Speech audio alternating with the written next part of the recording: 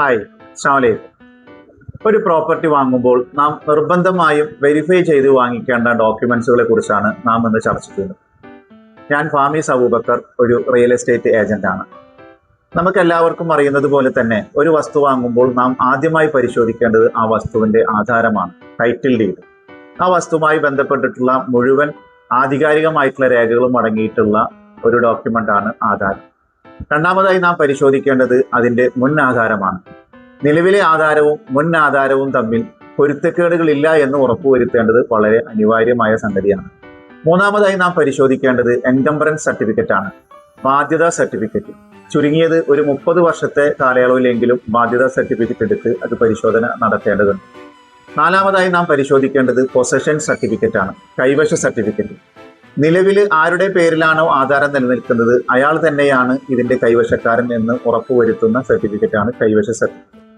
അഞ്ചാമതായി നാം പരിശോധിക്കേണ്ടത് നോൺ അറ്റാച്ച്മെന്റ് സർട്ടിഫിക്കറ്റ് ആണ്. ഈ വസ്തുവുമായി ബന്ധപ്പെട്ട് ഒരു അറ്റാച്ച്മെന്റ് ഇല്ല എന്ന് തെളിയിക്കുന്ന സർട്ടിഫിക്കറ്റാണ് നോൺ അറ്റാച്ച്മെന്റ് സർട്ടിഫിക്കറ്റ്. ആറാമതായി നാം ഇതിന്റെ ഏറ്റവും ലേറ്റസ്റ്റ് ടാക്സ് റെസിപ്റ്റ് പരിശോധിക്കേണ്ടതുണ്ട്. നിലവിലെ ഭൂമി ആരുടെ പേരിലാണ് നിൽക്കുന്നത് അയാളുടെ പേരിൽ തന്നെ നികുതി അടച്ചിട്ടുള്ള ഏറ്റവും ലേറ്റസ്റ്റ് ടാക്സ് റെസിപ്റ്റ് നമ്മൾ പരിശോധിക്കേണ്ടതുണ്ട്. ഏഴാമതായി നമ്മൾ ബേസിക് ടാക്സ് രജിസ്റ്റർ പരിശോധിക്കണം.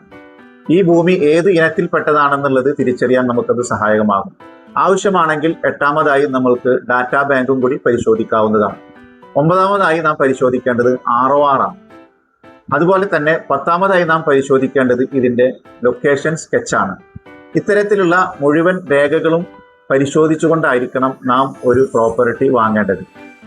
ഈ ചാനലുമായി ബന്ധപ്പെട്ട് ഒരു പ്രോപ്പർട്ടി വാങ്ങുമ്പോൾ ശ്രദ്ധിക്കേണ്ട വിഷയങ്ങൾ, അതുപോലെ തന്നെ നല്ല പ്രോപ്പർട്ടികൾ വിൽപ്പനയ്ക്ക് വരുന്നതിനെ കുറിച്ചിട്ടുള്ള വിവരങ്ങൾ, ഈ മേഖലകളിൽ ആധികാരികമായി നമ്മളോട് സംസാരിക്കാൻ പറ്റുന്ന ആളുകളുമായിട്ടുള്ള ഇന്റർവ്യൂസ് തുടങ്ങി റിയൽ എസ്റ്റേറ്റ് മേഖലയിൽ നമുക്ക് വളരെയധികം ഉപകാരപ്രദമാകുന്ന കാര്യങ്ങളാണ് ഈ ചാനലിലൂടെ ഞാൻ ചർച്ച ചെയ്യാൻ ആഗ്രഹിക്കുന്നത്.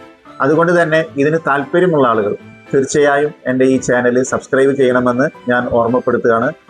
ഇത് ഇപ്പോൾ നേരത്തെ പറഞ്ഞിട്ടുള്ള ഓരോ ആധികാരികമായിട്ടുള്ള ഡോക്യുമെന്റ്സുകളെ കുറിച്ചും വിശദമായി നമുക്ക് അടുത്ത വീഡിയോയിൽ ചർച്ച ചെയ്യാമെന്ന് പറഞ്ഞുകൊണ്ട് നിർത്തുന്നു. Thank you.